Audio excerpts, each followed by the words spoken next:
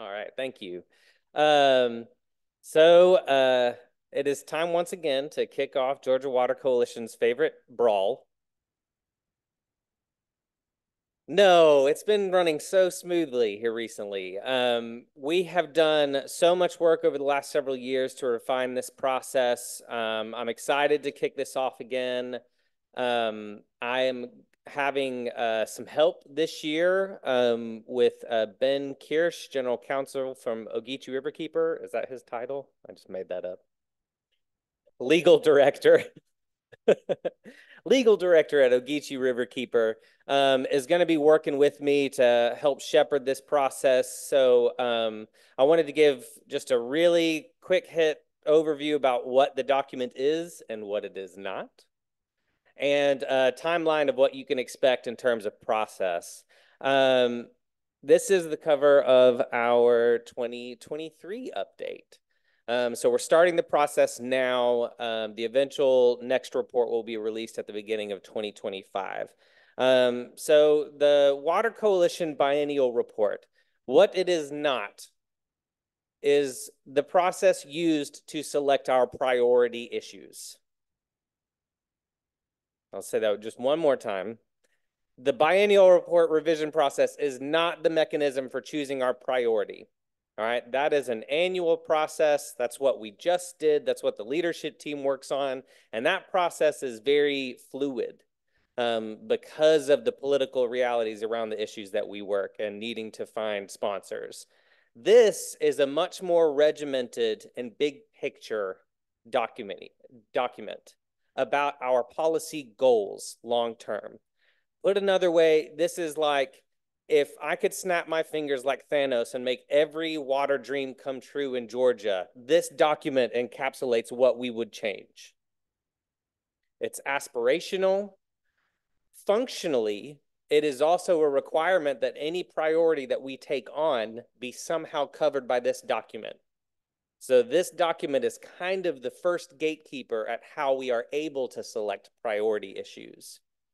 All right, but it is meant to be a broad umbrella of everything that we think needs to change in the state of Georgia regarding water. So we revise this because we come across new issues. We learn more about PFAS. We learn more about failures in pretreatment programs. We learn more about opportunities in restoring wetlands. Whatever the case, we end up with new information that helps us inform something else that might ought to be included that we could envision ourselves working on at some point in the future. We can also cut things that are no longer applicable. All right, the dedication of trust funds. We don't need that in the biennial report because we did that for now. It has to be like, renewed every so often.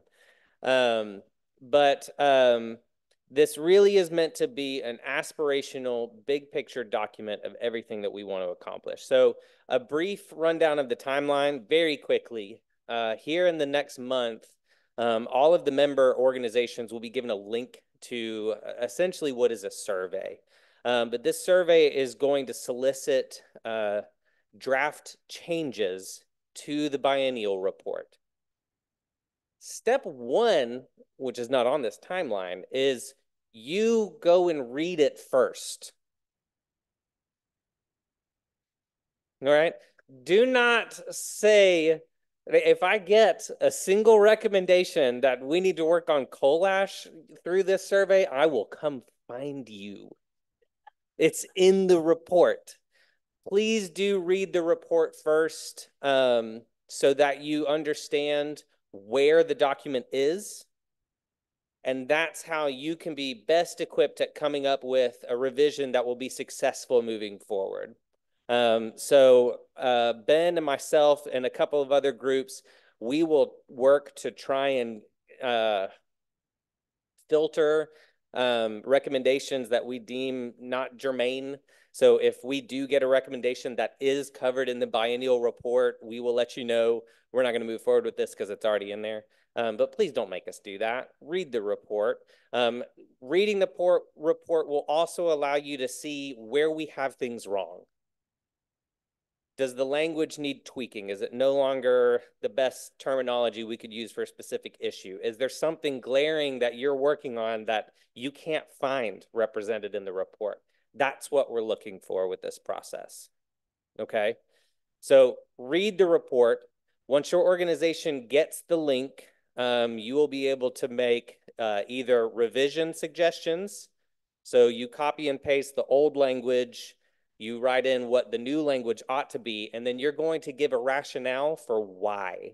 Why is the change necessary? You will also be given the opportunity to make a brand new recommendation. So something that's not in the report, which will be a new addition as something that we ought to be able to work on at some point in the future. This form is not a tool for brainstorming.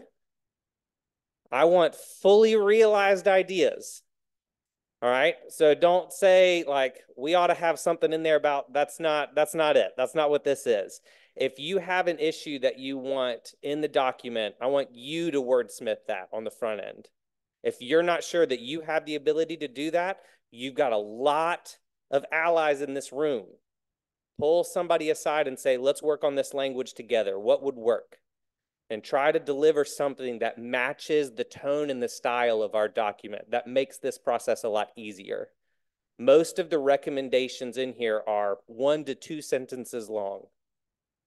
It's general by design. It gives us more breadth to work on things in the future.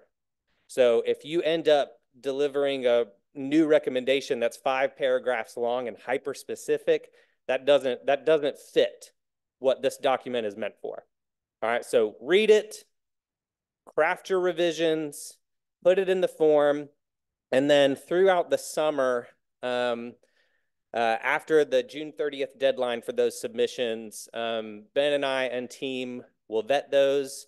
If we see some issues that might just need to be tweaked, we'll follow up. If we see recommendations that are already covered, we'll let you know that those are not moving forward. And then all of the recommendations that remain will be sent out in late summer for the entire membership to vote on.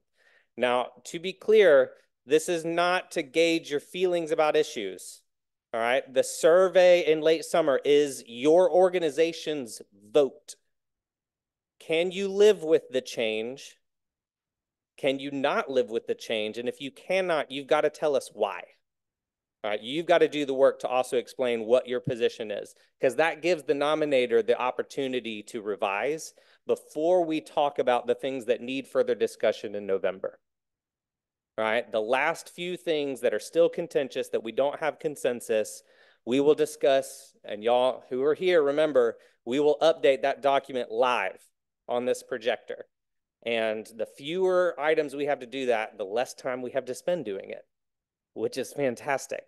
So do get other stakeholders involved with your revision. Do not have multiple people from your organization vote and give different answers. All right, so when it's time to vote, the email is going to go to the membership list. There will be multiple people. Your organization needs to determine what revision suggestions you can live with or not, okay? So that we have one vote per organization. And y'all hash out your differences on your own time. Does anybody have any questions about biennial report, what the document is, or what the revision process will entail? Nailed it.